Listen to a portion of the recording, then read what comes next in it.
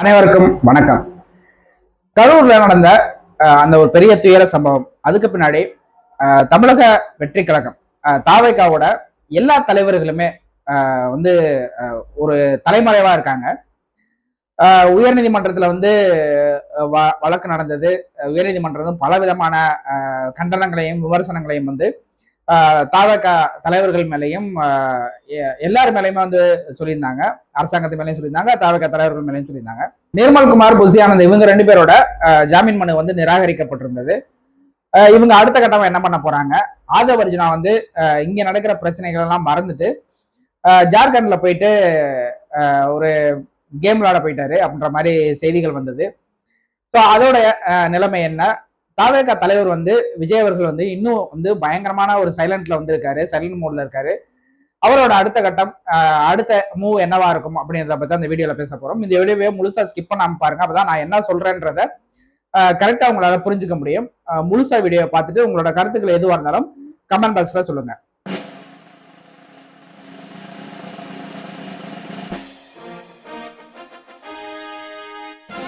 தாவேகாவோட வளர்ச்சி வந்து நாளுக்கு நாள் வந்து அதிகமாகிட்டு இருந்தது அப்படின்ற மாதிரியே சொல்லலாம். தமிழ்நாட்டுல ஒரு கட்சி ஆரம்பிச்சு 2 வருஷத்துல மக்களை சந்திக்காம, பத்திரிகையாளர்களை சந்திக்காம, கொள்கை என்னன்னு தெரியாம இந்த அளவுக்கு ஒரு கட்சிக்கு வரவேற்பு இருக்கும் அப்படின்னு கேட்டீங்கன்னா அது தமிழ்நாட்டோட அரசியல் வரலாற்றுல ஒரு புதுசா பார்க்கப்பட்டுச்சு. எல்லாருமே வந்து ரொம்ப ஆச்சரியமா பார்த்தாங்க. எப்படா இவருக்கு மட்டும் இவ்வளவு கூட்டங்கள் வருது அப்படின்னு சொல்லிட்டு. அதுக்கு ஒரு காரணம் வந்து அவரோட அந்த நட்சத்திர அந்தஸ்தா இருக்கலாம். ஸோ அது மட்டுமே காரணம் இல்ல. தமிழக மக்கள் வந்து ஒரு மாற்றத்துக்கான அரசியலை வந்து நோக்கி பயணம் பண்ணிட்டு இருக்காங்க அப்படின்றதுக்கும் அது வந்து ஒரு உதாரணமா எடுத்துட்டு இருந்தோம். ஆனா இந்த கரூர்ல வந்து இப்படி ஒரு சம்பவம் நடக்கும்னு சொல்லிட்டு யாருமே எதிர்பார்த்திருக்க மாட்டாங்க. ஸோ அந்த மாதிரியான ஒரு பயங்கரமான தமிழ்நாட்டு வரலாற்றிலேயே வந்து ஒரு மிக மோசமான ஒரு சம்பவமா கரூர்ல நடந்த சம்பவம் மாறி போச்சு. 41 உயிர்கள் வந்து நம்மளை விட்டு பிரிஞ்சு போச்சு அப்படின்ற மாதிரி தான் நான் பாக்குறேன். இதோட இந்த நிகழ்வோட தொடர்ச்சியா பாத்தீங்க அப்படின்னா இன்னைக்கு இரவோட இரவாவே வந்து டிவிகேவோட எல்லா தலைவர்களும் விஜய்ல இருந்து 2ஆம் கட்ட தலைவர்கள் இருந்து பொதுச் செயலாளர்ல இருந்து தேர்தல் ஒருங்கிணைப்பாளர் அந்த மாதிரிலாம் நிறைய பதவிகள் இருக்காங்க இல்லையா, அவங்க எல்லாருமே வந்து தலைமறைவு ஆயிட்டாங்க. விஜய் வந்து சென்னைக்கு வந்துட்டாரு. சென்னைக்கு வந்து ஒரு 3 நாள் கழிச்சுதான் வந்து ஒரு வீடியோ போட்டாரு, அது எல்லாருக்குமே தெரியும். அந்த 3 நாள் கழிச்சு வீடியோ போட்டதுக்கு அப்புறம் இப்போ வரைக்கும் அவரோட எந்த தகவலும், அவரை பத்தி எந்த தகவலுமே கிடையாது. அவர்கிட்ட இருந்து எந்த செய்தியுமே வரல.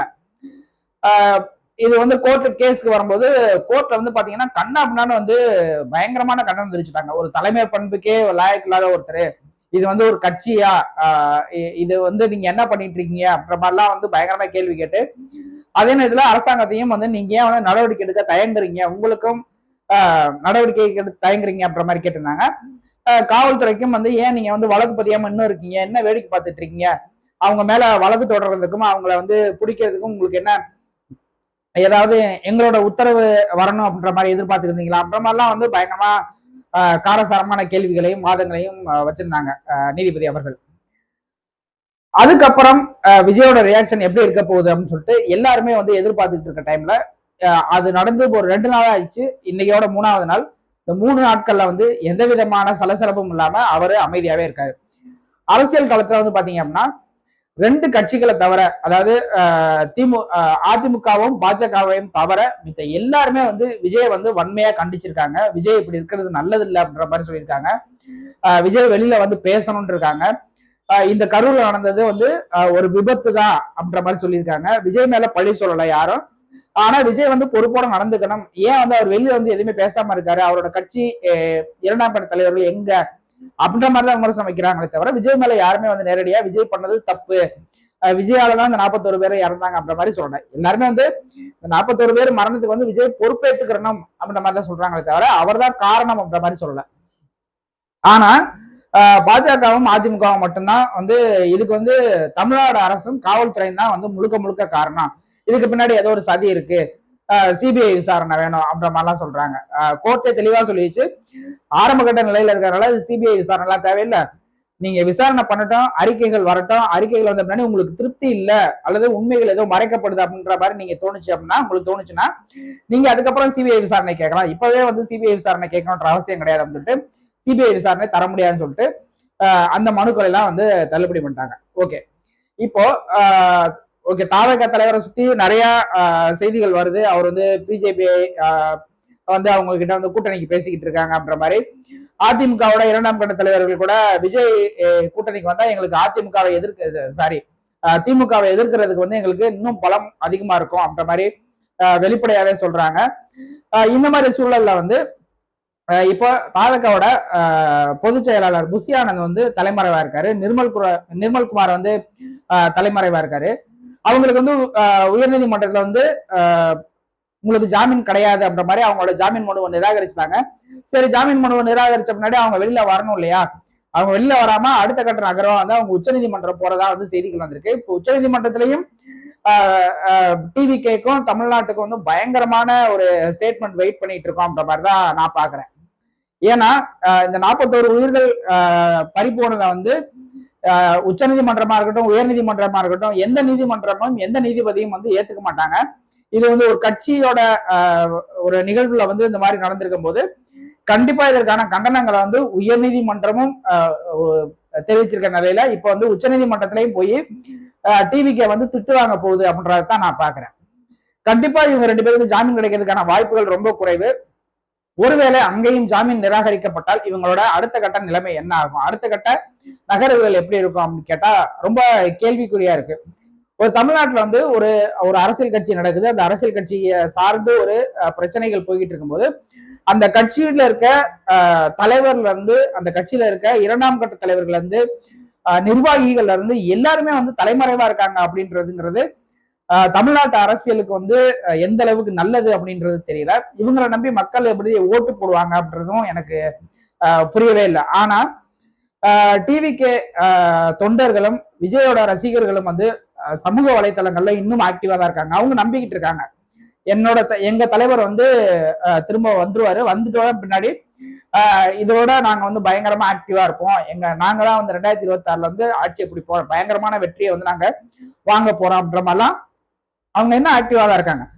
அவங்களுக்காகவாது நீங்க வந்து வெளியில வரணும், வெளியில வந்து பத்திரிகையாளர்களை சந்திக்கணும், ஒரு நீதிமன்றம் கேட்கிற கேள்விகளுக்கு வந்து மக்கள்கிட்ட வந்து நீங்க பதில் சொல்லணும். நீதிமன்றத்திட்ட போய் பதில் சொல்லுங்க, அது தனிப்பட்ட விஷயம். மக்கள்கிட்ட வந்து நீங்க பதில் சொல்லணும். இதுதான் நடந்தது, இதைத்தான் நாங்க எதிர்பார்த்துட்டு இருந்தோம், ஆனா இப்படி நடந்து போச்சு அப்படின்ற மாதிரி நிறைய விஷயங்கள் பேசணும். அப்பதான் வந்து உங்களை சாதாரண ஒரு சக அரசியல்வாதியா வந்து நாங்க எடுத்துக்க முடியும். எங்களுக்கு பின்னாடி நீங்க நிக்கிறீங்க, எங்களுக்கு சப்போர்ட்டா நீங்க நிக்கிறீங்க அப்படின்றத நாங்க வந்து புரிஞ்சுக்க முடியும். எதுவுமே இல்லாம நீங்க வந்து ஒரு ஒரு மயான அமைதியா வந்து ஒரு கட்சியே இருக்கிறதுங்கிறது தமிழக அரசியலுக்கும் டிவிகேவோட எதிர்காலத்துக்கும் நல்லது இல்லை அப்படின்றதா என்னோட பார்வையா இருக்கு. இந்த இந்த சூழல்ல தான் வந்து டிவிகேவோட ஆதவ அர்ஜுனா வந்து டேராடூனுக்கு போயிருக்காருன்ற மாதிரி செய்திகள் வருது. நம்ம ஏற்கனவே ஒரு வீடியோ போட்டிருக்கோம். இந்த இந்த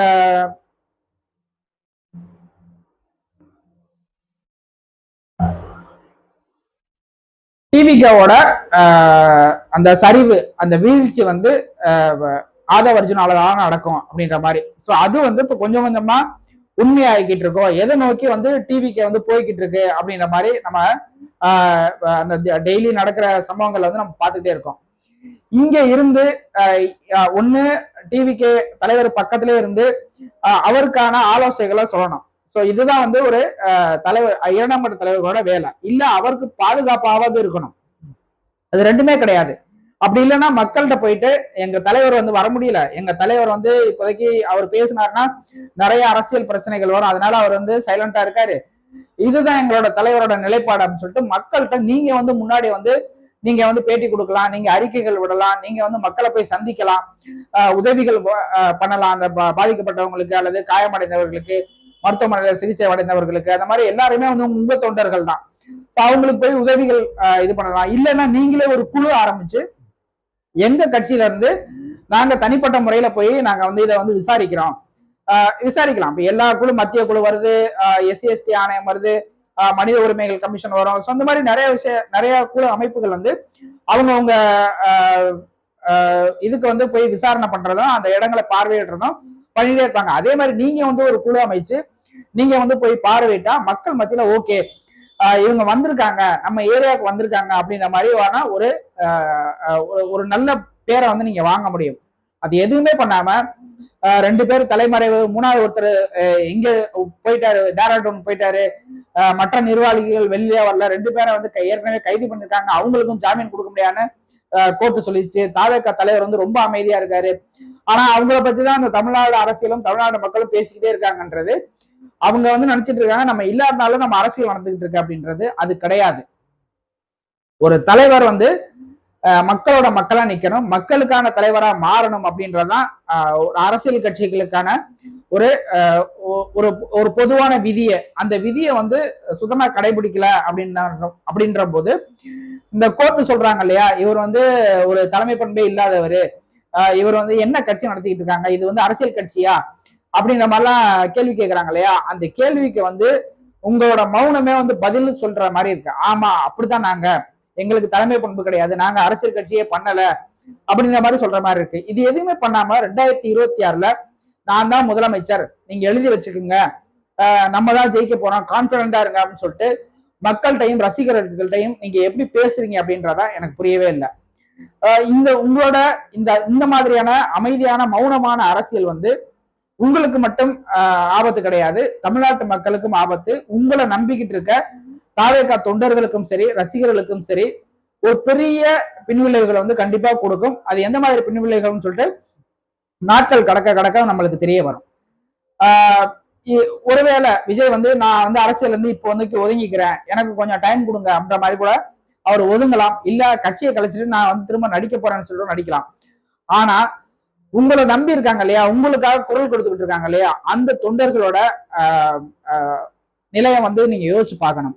எல்லாத்தையும் விட்டுவிட்டு என் தலைவன் தான் அப்படின்னு சொல்லிட்டு இன்னும், அதாவது சமூக வலைத்தளங்கள்ல வந்து இவங்க வந்து திமுக கிட்டையும் மற்ற கட்சிகள்கிட்டையும் அந்த போராடுற விதம் இருக்கு இல்லையா, ஒரு பக்கத்து பாவமா இருந்தாலும், அதாவது உண்மை என்னன்னு தெரியாம எதுவுமே தெரியாம வந்து சும்மா வந்து தான் தோன்றித்தனமா பேசுறாங்க அப்படின்ற மாதிரி நம்ம கூட நினைச்சாலும், ஆனா உங்க மேல எவ்வளவு அன்பு வச்சிருக்காங்க அப்படின்றத நீங்க வந்து புரிஞ்சுக்கணும். உங்க மேல எவ்வளவு பாசம் வச்சிருக்காங்க, உங்க மேல எவ்வளவு நம்பிக்கை வச்சிருக்காங்க. நீங்க 2026ல ஜெயிக்கணும்னு நினைக்கிற அவங்களுக்கு ஓட்டுரிமை இருக்கா, இல்ல அவங்களுக்கு தகுதி இருக்கா, அவங்க ஓட்டு போடுவாங்களா அப்படின்றதெல்லாம் அடுத்த விஷயம். ஆனா நீங்க ஜெயிக்கணும்னு நினைக்கிறாங்க இல்லையா, அந்த கூட்டத்துக்கு நீங்க என்ன அரசியல் பண்ண போறீங்க, அந்த கூட்டத்துக்கு நீங்க என்ன ஒரு பண்பான தலைவராக நடந்துக்க போறீங்க அப்படின்றதுல நீங்க வெளியில வந்து செய்தியாளர்களை சந்திக்கிறதுலையும் நீங்க அறிக்கைகள் கொடுக்கறதையும் மக்களோட மக்களா இருக்கிறதுலையும் தான் இருக்கு. நான் ஆபீஸ்ல இருப்பேன், இல்லைன்னா அந்த வீட்டுல இருப்பேன், இந்த வீட்டுல இருப்பேன்னு சொல்றது வந்து ஒரு நல்ல அரசியல்வாதிக்கான ஒரு பேச்சு கிடையாது. எல்லா அரசியல்வாதிக்கும் ஒரு 2-3 இடத்துல வீடு இருக்கும், 2-3 இடத்துல ஆபீஸ் இருக்கும். நான் எங்க வேணாலும் இருப்பேன், நீ எங்க வேணாலும் வந்து பாரு அப்படின்னு சொல்லிட்டு எந்த அரசியல்வாதியுமே இது வரைக்கும் சொன்னது கிடையாது. நான் மக்களுக்கு ஒரு பிரச்சனை அப்படின்னா அடுத்த நிமிஷம் வந்து தொகுதியிலையும் மக்கள்கிட்ட போய் நிற்பாங்க. ஸோ அது திமுகவா இருக்கட்டும், அதிமுகவா இருக்கட்டும், பிஜேபியா இருக்கட்டும், நாம் தமிழர் கட்சியா இருக்கட்டும், ஸோ எல்லாருமே அப்படித்தான்.